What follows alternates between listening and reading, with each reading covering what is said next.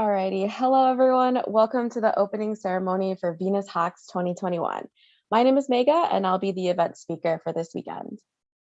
So first off, we'd like to say a huge thank you to you all for applying to VenusHacks this year. We have so many of y'all from all over the world even, and we're so excited to see y'all together this weekend. For an overview, we have 450 plus hackers, out of which 180 plus are first-time hackers and across 250 plus schools. So when I mean all over the world, we really have hackers from all over the world. So a little introduction on who we are. We are the first women-centric hackathon at UCI and comprised of 24 hours of hacking, women empowerment, bonding, and more. And we are planned in collaboration with two organizations on campus called Wix and Hack at UCI. On the right, you can see all of our organizers, and you can visit us at VenusHacks.com for more details. Awesome. Firstly, welcome everyone to VenusHacks. My name is Bhavani, and I'm currently serving as one of the co-presidents of VenusHacks and one of the co-presidents of Wix. So today I'll be briefly talking about Wix. Wix stands for Women in Information and Computer Sciences, and we are a social and professional nonprofit organization at UC Irvine that aspires to foster an encouraging and supportive community for women interested in pursuing a path in computer science and technology. So we work towards our mission through various ways, but one of the ways is by hosting weekly events where we have over 100 plus attendees attending. These events can range from technical workshops to events hosted by our corporate partners and also social events such as game nights and movie nights, which we use to just de-stress and bond together. In addition, we have a subcommittee that dedicated for community outreach, and every year we teach over 30 plus K through 12 students, but primarily female students, where we introduce them and expose them to different concepts of CS and the general tech field as well. And we also have an internal mentorship program for students on campus. Currently, we have 115 participants in this program where we pair up freshmen and second year students with upperclassmen. And this is intended to give the incoming students an opportunity to find a guide on campus that they can ask questions for classes, the general campus life, and in general, the college journey as well. So for the first time this year, we have partnered with Hack at UCI to host our very first hackathon, which is VenusHacks, and that's super exciting. So all our events are open for UC Irvine students. So if you're interested in learning more about our events and opportunities, you can visit our website at wix.ics.uci.edu. And you can also join our mailing list on our Join Us page using your UC Irvine email address. So we'll be sending out a weekly newsletter once you get the mailing list. And this will include all events and upcoming opportunities. But we really hope you enjoy the event, and good luck to everyone hacking. Thank you. Hi everyone, my name is Arita and I'm the other co-president for VenusHacks, and I also served as the previous corporate outreach director for Hack at UCI. So more information about what Hack at UCI is. We're Orange County's largest STEM club that started in 2013 with a mission to promote, educate, and enhance the community.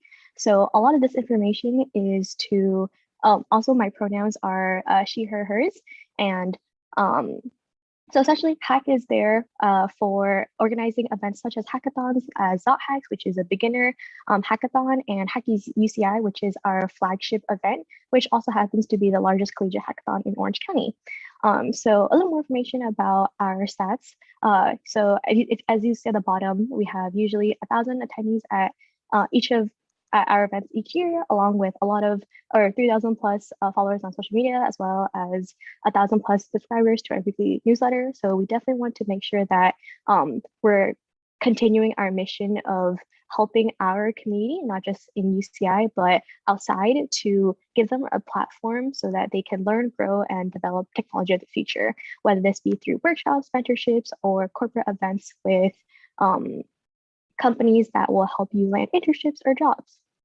Here's also our website for Hack at UCI, which is hack.ics.uci.edu. Here you'll find more information about our events, as well as our mailing list, where we send out weekly job opportunities, tips and tricks about how to get internships, as well as like de-stressing and other events on campus and outside such as corporate events with like, say, Amazon.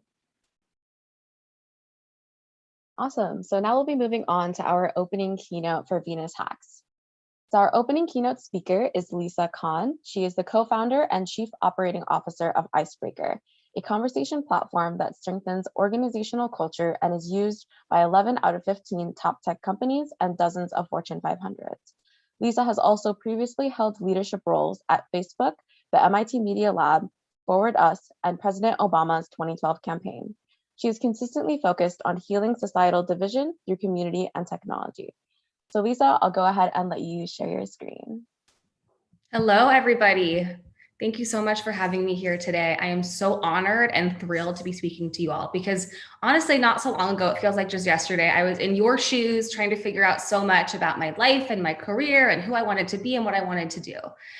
So for the next 15 minutes or so, I'd love to tell you all about my career, some of my experiences as a woman, first in politics, then in research, then in big tech, and now as a startup founder.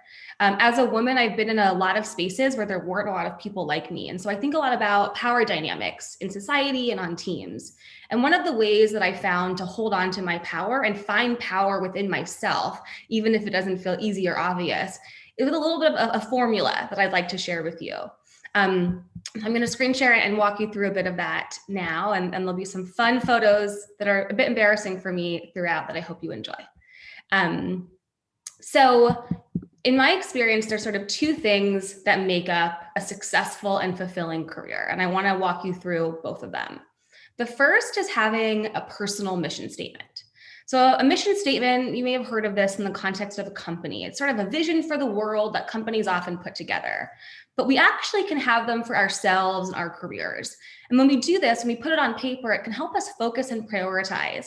It can also help other people understand us and be better able to help us. Now, keep in mind that the world changes so quickly. You've already seen this in the last couple of years, pre-COVID, post, the world has changed so much already, and this is going to continue to happen in your lives. And so your mission statement might change. But it's a way of thinking about what is important to you, and I'll show you how throughout and also at the end. The second piece of the formula is self-awareness. Self-awareness is really sort of the ability to understand yourself and speak about yourself. And one way of thinking about, every role that you're in, whether it's an internship or a club involvement or a job, is to ask yourself, what can I learn about myself from this experience? It's not just what you can learn in terms of skills and connections, but it's also about yourself. And it's usually a process that takes time and should be consistent throughout your life and your career. So I'm going to walk you through my career quickly and how I've used both. Defining a personal mission statement and constantly refining my sense of self and my self-awareness. My hope is that throughout this, you'll see not only how I navigated my own career, but also how these things changed over time as I changed and as the world changed. So first, here's a picture of me with just the worst hair I've ever had. In 2007, I was a sophomore in college, and my college roommate at the time asked me to go with her to see this guy speak in Washington Square Park. His name was Barack Obama. He was a senator and he was running for president. I honestly hadn't heard of him at this point. And I went because she asked me to go with her. I remember so vividly, so viscerally, and I hope you all have had experiences like this in your life, what it felt like to stand there surrounded by people watching this person speak. I was in awe. The things that he was describing, the way that he was empowering me just meant so much to me. And I was reminded, honestly, of my grandmother. Here's another photo of my grandmother reading to me as a young girl and one of my brothers. She was an activist in the civil rights era. And when I was growing up, she would tell me these stories of what individuals who are otherwise powerless can do to make change. She was a Jewish woman living in the South.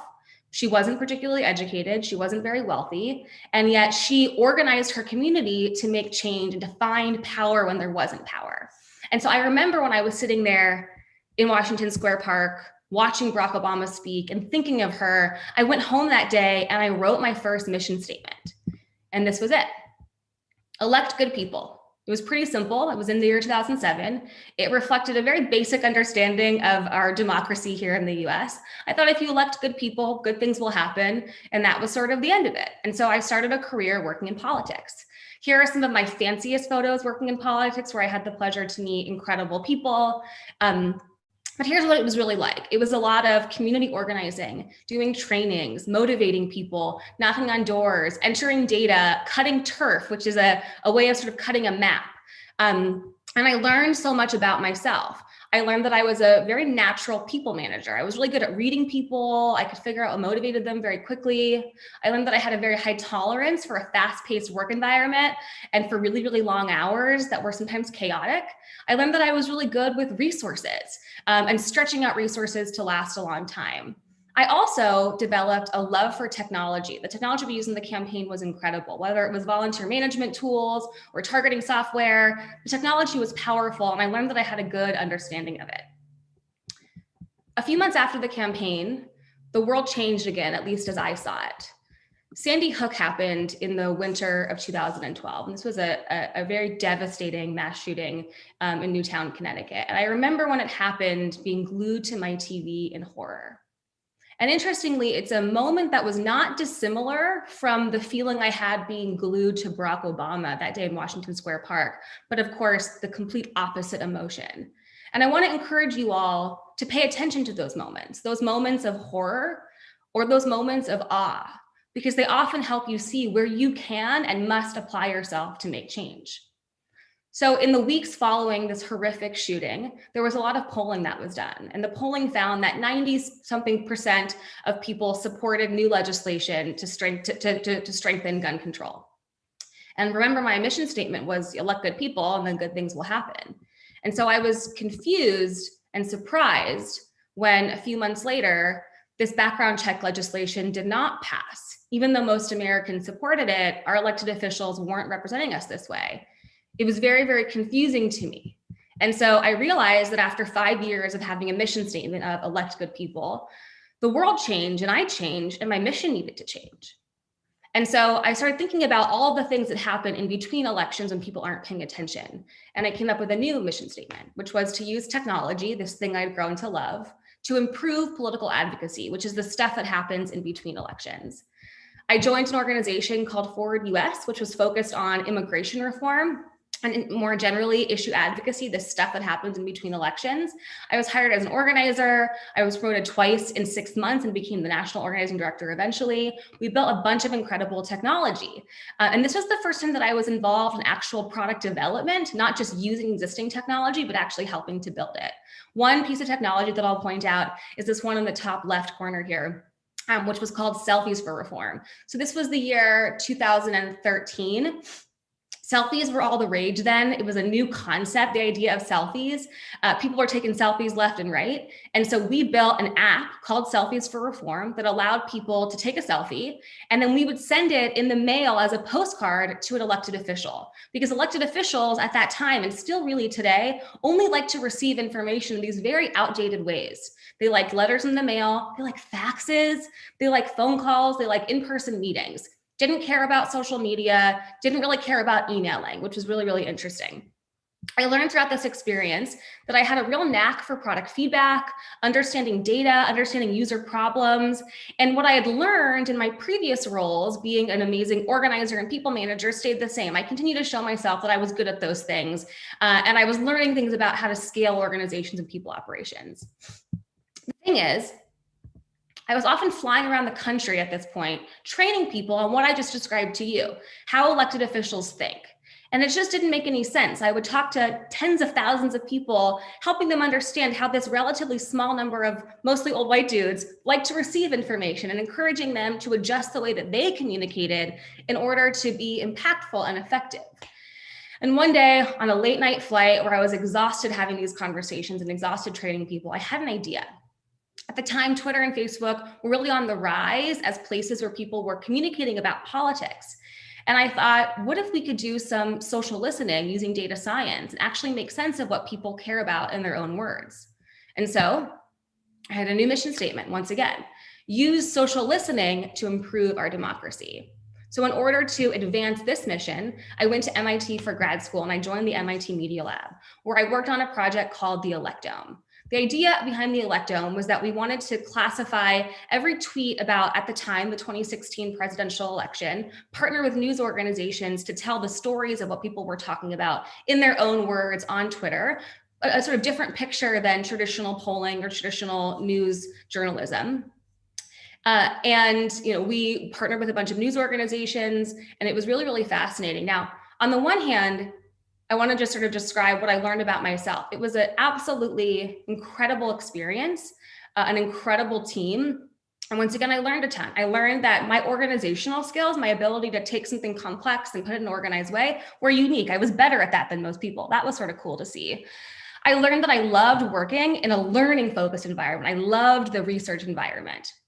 I also learned that I loved, more than anything, working with diverse groups of people from different backgrounds. In this lab, we had journalists and data scientists and researchers, and I loved that kind of environment, which taught me a lot about myself. But alas, I also learned something throughout this experience that changed my mission once again. As we all remember, the 2016 presidential election was really not an election about sort of rich discussion of policy issues. It really was an election about division and polarization and extremism. At the end of the election, we published an article with Vice News, this is a screenshot of it, called Clinton and Trump supporters live in their own Twitter worlds. And it found that social media was really exacerbating and revealing ideological polarization in the context of this election. And as you'll remember, I had spent my career working in politics, thinking that I was doing really good and important work. And so I was shocked and confused to see the horrors of this picture. And what you're seeing here, for those of you that are data scientists, you'll know exactly what you're looking at. But this is a map of the Twitter sphere according to ideology. So this sort of corner of red were Trump supporters, and the corner of blue were Clinton supporters, and they lived in completely different universes online. And so this changed me once again. We were able to publish a paper. The first time I published an academic paper called Tribalism in the Twitter Sphere, which was really incredible. But I realized that while I had been so focused on electing candidates and enabling more advocacy, there was this greater threat in front of us. And so my mission statement in 2016, following that election, became heal societal division using technology. I then started working at Facebook, the biggest company I'd ever worked at, probably the biggest name recognition, well, definitely the most name recognition. And I remember showing up, and if you've ever been to Facebook, it's just this massive, it's like a little town. There's offices everywhere. There's tens of thousands of people that work there. It was a totally different experience for me. And when I joined Facebook, I did so with the goal of helping to build empathy on the platform and to reduce division on the platform. I did a lot of awesome things there. I worked with a ton of academics and peace builders, and even some people who were former extremists themselves, to understand what Facebook could do differently to help solve this problem of societal division. One thing that was particularly memorable that really shaped me was a program that I helped run with leaders of all of the biggest Facebook groups.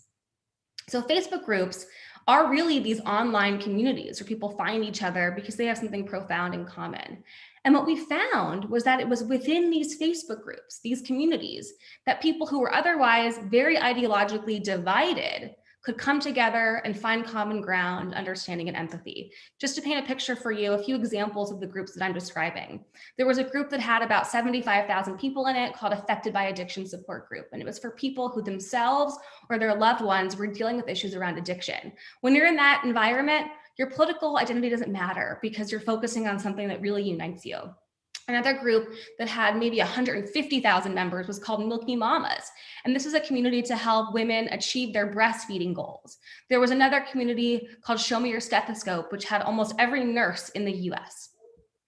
And as I got into the research, I found that the decline of membership to community, the decline of social capital and belonging is actually what is causing this rise in polarization and extremism. And it makes sense because if people only have one identity, their political identity, any perceived threat to that identity is a threat to your very existence. And so I found that more community and more belonging was going to be the antidote to the societal division that I was so nervous about. And so at this point in my career, I want to maybe kind of anchor you where I was. Things sort of started to change for me. I'd been working at this point for almost 10 years. I looked back and suddenly I had credentials from MIT and NYU where I did my undergrad. I'd been written about in the press. I'd been published in academic journals. I'd been given awards. I'd worked at this big company, Facebook, that people heard of and respected. And I was older and I knew myself. And suddenly I realized that while I'd spent the 10 years prior, just sprinting to prove myself and to achieve and to make things happen, I kind of was at a point where I had proven a lot. I realized that people were starting to treat me a little bit differently, a little bit more seriously, a little bit more respectfully. I don't know exactly when this happened, but at some point it did. And so in 2018, this whole sort of change that I saw in how people perceive me and how I started to perceive myself gave me the confidence to take the biggest risk imaginable, a risk I never imagined taking, which was to start my own company and to put into practice all the things I had learned about myself, about how companies work, about building a diverse and inclusive culture, which I love more than anything. And of course, to start to combine my personal mission with a company mission. And so we started Icebreaker with this sort of mission of giving all people a sense of belonging. Here's a screenshot of our website. Fun fact, this little guy over here is my dog, Henry. He's got to make a cameo. And Icebreaker, as Megan mentioned, is a team bonding and community engagement platform. It's been used by over 250,000 people, which is just completely mind-blowing. We have customers and users from most top universities and top companies and top tech companies. It feels like this most amazing milestone in my career. We have an incredible team. There's 14 of us, and I have the two best co-founders imaginable. There's Alexander and Perry, who are my two co-founders. And I'm learning a ton about myself, as I always have been, and as I will always continue to do. You know, I've noticed that now that I have formal power as the founder and the COO, and that I'm not so young anymore, I've sort of had to revisit a lot of the questions around self-awareness because I've changed and people's perception of me has changed. I don't need to fight to be heard anymore, which is just sort of mind-blowing. I actually need to talk less and make space for other people. I don't need to prove myself. I already have. I actually need to help other people see that they've already proven themselves too. I certainly experience many moments of imposter syndrome and self-doubt. Sometimes people think I'm the assistant to my co-founders because I'm a woman and I have a female name, and that isn't fun. But I have so much that I've already proven to myself that I have this strength to carry forward. So as we wrap up here today, I want to end by showing you some steps for writing your own personal mission statement, as well as some questions to think about as you go through this journey of self-awareness. So 3 steps, really simple. Take a screenshot of this or just remember it. The first thing that I want you to do is to imagine the world 5 years from today. In a positive sense, envision everything is the way you want it to be. Get really specific. What are you doing? How is the world different? How are you different? Really let yourself fantasize. Go deep into this vision of what the world looks like if you have any say, which you do. Number 2, write down all those details. Describe the vision. Record it somewhere because you're going to want to go back and review it later. If there's people that you love and trust whose opinions you really value, share it with them for feedback. And then finally, sum it up. Use a single, clear sentence that can help you prioritize and focus and communicate your mission to others. You saw throughout my presentation that my mission has changed so many times as the world has changed. Expect that to happen. Pay attention to how you change and how the world changes so that you can adapt and evolve. I also want to give you some questions to explore as you think about developing self-awareness. As you have new experiences and as you reflect on the experiences that you've had, here are some questions to ask yourself. How do I learn? Do I learn by doing, by researching, by writing, by talking? What ways do you learn new things? Because you should always be learning. How do you think through problems? What's your style for problem solving? What motivates you? Are you someone who's motivated by new ideas, a mission, new experiences, feedback, money? What motivates you? Figure that out. What environment do you work best in? Do you like a chaotic environment, a busy environment? Do you like a more predictable environment with a slower pace? What are you best at? This is the time, you're not being mean to anybody else, but just start to compare yourself to people that you've worked with. What are you just naturally better at than them? Not that there's anything wrong with them, but what are the things that come more naturally to you that you love doing, that give you energy, that you're awesome at? And then finally, what are the shadows of your strengths? I always like to say that all strengths cast shadows. The thing you're great at might be also a thing that you need to work on in some ways. And look, you're not going to be able to answer all these questions today. You're not going to be able to answer all these questions tomorrow. It's taken me years to start to understand myself. And guess what? You're going to change and the world's going to see you differently. And so the answers to these questions are going to change. But this is giving you a bit of a framework to start thinking about it. Thank you all again for having me here today. I can't wait to follow along as you all change the world. The world needs your unique passions and your unique perspectives. And please don't ever let anyone ever tell you differently. Thank you all. Thank you so much, Lisa, for that beautiful opening keynote. I'm sure all of our hackers at home have been very inspired by your speech. We're now going to be moving on to an opening note from Major League Hacking. So Anukia, I'll pass the virtual mic on to you. Hi, everyone. How's it going? I am going to assume that you can see and hear me, correct? Give me a little thumbs up if you can. Solid. Awesome. Okay, great. Hi, everyone. I'm Anukia from Major League Hacking. And first of all, wow, what an inspiring speech from Lisa. Like, seriously, I'm about to write my own mission statement. So I know where I stand in 2021, and 5 years down the line, I'm going to check again and see how self-aware I've become and grown. So for sure. Thank you so much for that, Lisa. Well, a little bit about me. Hi, everyone. I am a coach from Major League Hacking. And what that really means is that I love to help all you amazing hackers out at all these hackathons. I want to say VenusHacks is like my 53rd. I've kind of lost track of the number of hackathons I've been to. I'm from the great city of Baltimore, as some like to say, right from Maryland, the East Coast. So hello from the East Coast and to all my friends who are from the East Coast. Give us a follow on our socials. Throughout this weekend, I'll be posting updates. We're actually also doing an Instagram takeover on the Major League Hacking social media page. We might even do a live stream. So just keep an eye out for that and also follow along on the VenusHacks Instagram page as well. All right, so everything that I'm about to blabber at you for the next couple minutes can be found at hack.mlh.io. It's a great cheat sheet for everything that I'm about to cover. All right, and if you have not been on Slack yet, you should probably be on Slack. I don't know what you're doing without being on Slack right now. So make sure you are on the VenusHacks Slack. That's how you can find me or any of the organizers and just connect with everyone throughout this weekend. I'm Anukia from MLH is my @Slack handle.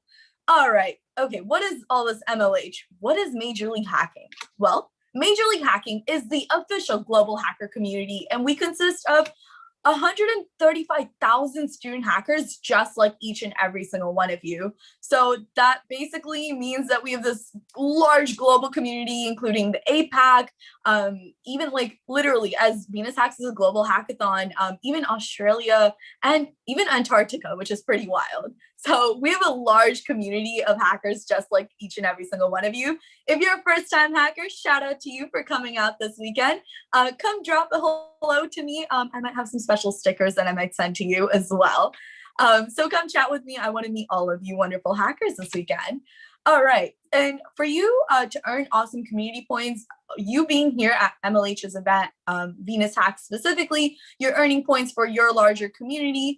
So bring out more friends of yours and just enjoy hacking and building new cool items and projects and whatnot, and learn and build and share is our motto. So definitely, I'm sure plenty of you will be doing that this weekend.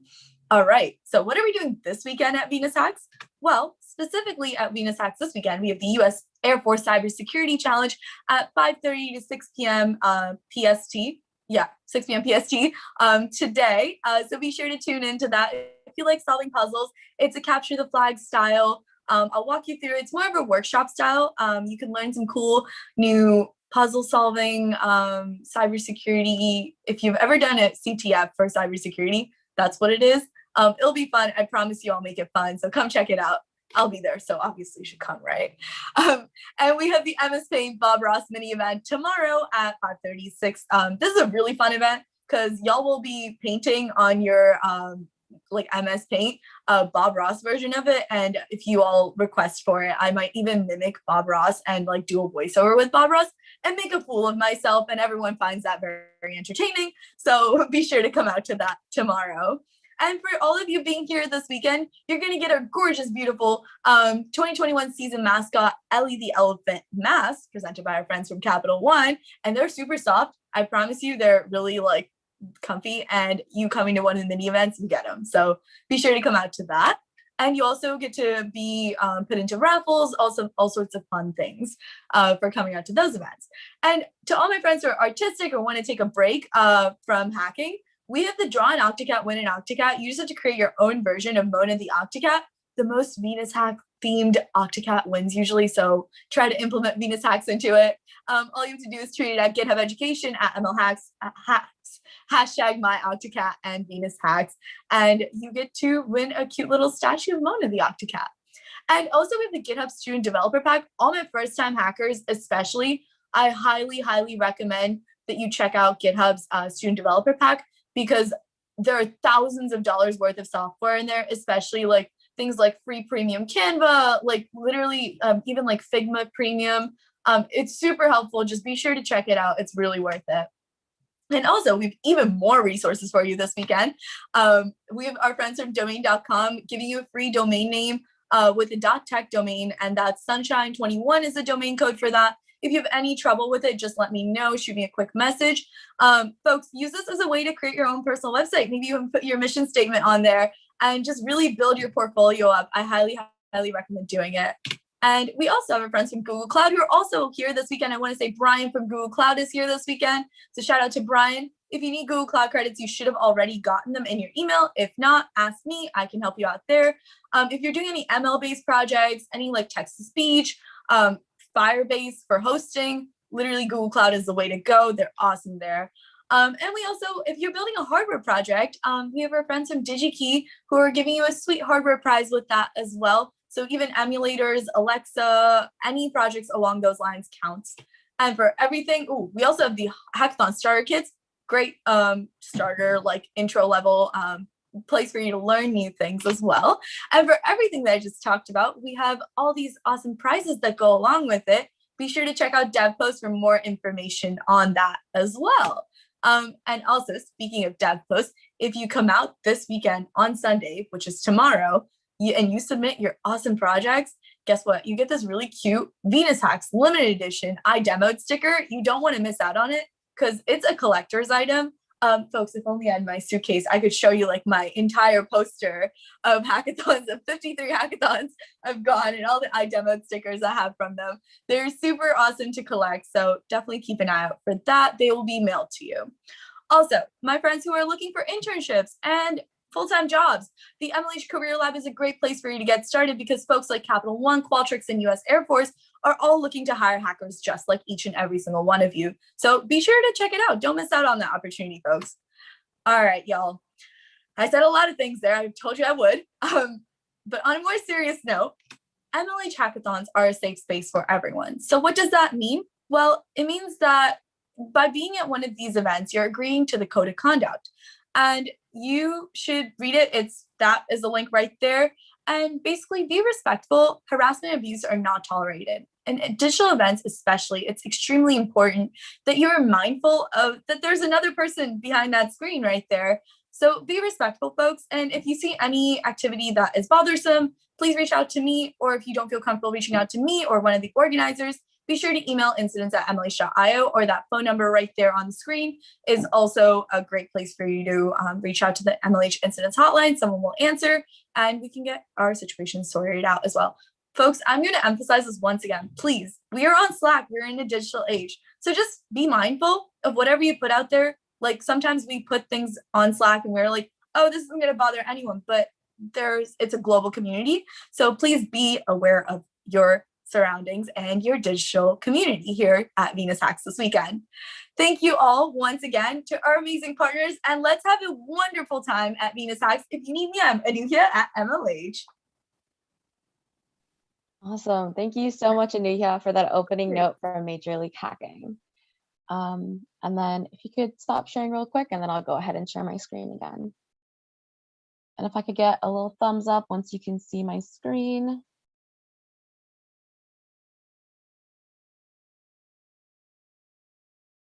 Awesome. All right, so we're going to be moving on into an event overview for VenusHacks. So if you're new to hacking, a hackathon is a 24-hour event where students come together to develop a project. In your teams, you will brainstorm an idea and bring it to life. At the end, you can present your project and possibly win some really cool prizes. In addition to hacking, we have lots of workshops, panels, socials, and activities. You can hear from inspiring speakers, just like you heard from Lisa today, meet new friends, and a lot more. So we also have our schedule posted on our website at venushacks.com/schedule. So be sure to check this out for a list of all of our events this weekend. Note that all times are in PDT, and you can simply click on the event name to join a meeting. We also have starter packs and workshops for y'all.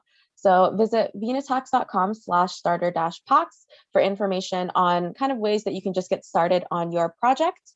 And then you can visit /workshops to view information on the workshops we have this weekend and any pre-work or prerequisites that you need before attending those.